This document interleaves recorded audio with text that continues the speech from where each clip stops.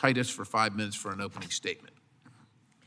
Well, thank you, Mr. Chairman, and thank our witnesses for joining us, the administrator and our colleagues, Representatives Edwards and Castor, whose districts and communities have been greatly impacted by this year's deadly and devastating hurricane season.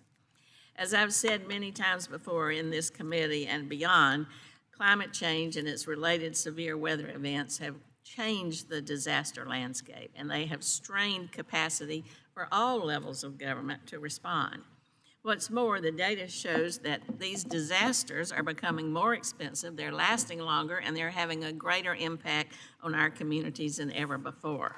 While we still await exact figures, preliminary estimates show that the combined price tag for just Hurricanes Milton and Helene will eclipse $170 billion.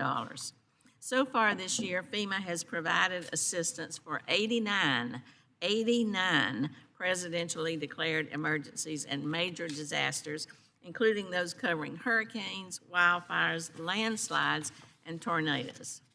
One of the main sources for providing support to disaster-stricken communities, as you mentioned, Mr. Chairman, is FEMA's Disaster Relief Fund, the DRF, which funds repair and restoration of public infrastructure. It supports hazard mitigation initiatives, and it provides financial assistance to disaster survivors. When the program is nearing depletion, however, it enters immediate needs funding, INF, which pauses all DRF-funded projects that are not life-saving operations. Since 2001, INF has been implemented 10 times, the most recent being just August of this year. The current continuing resolution provides $20 billion in budget authority for the DRF, so FEMA is no longer operating under INF. We know, however, these funding challenges will continue as fewer than $5 billion currently remains in that budget. That's why President Biden submitted a $100 billion supplementary request to Congress yesterday, and that includes $40 billion for FEMA. Congress must pass a supplemental to sufficiently fund the DRF so FEMA can continue to support ongoing recovery efforts, as well as address those that will undoubtedly emerge in the future.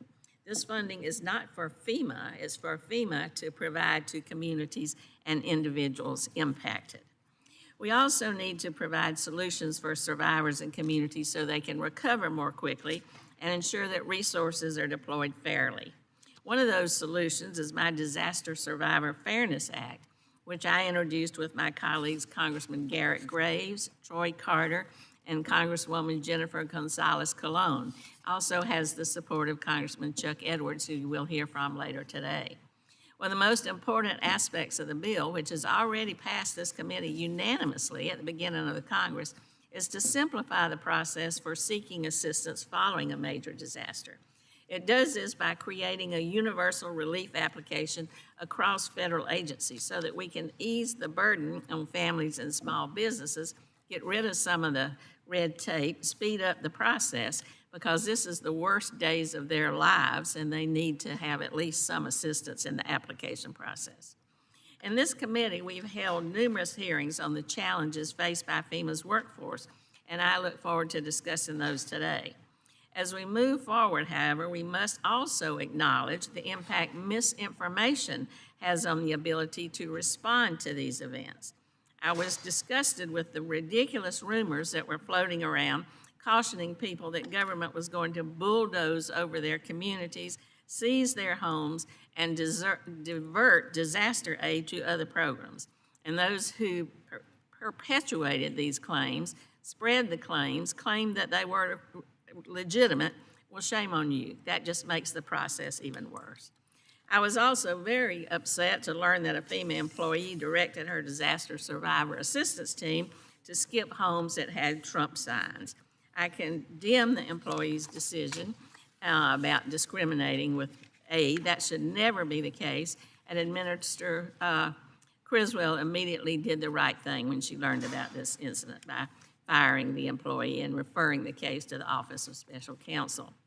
To my colleagues testifying today and to Administrator Criswell, we recognize the challenges you're facing, and this committee wants to do what it can to help aid you, help those in the recovery process. So I look forward to your testimony and hope that we can stick to the issues at hand and not use this as a springboard to get into politics, and I yield back.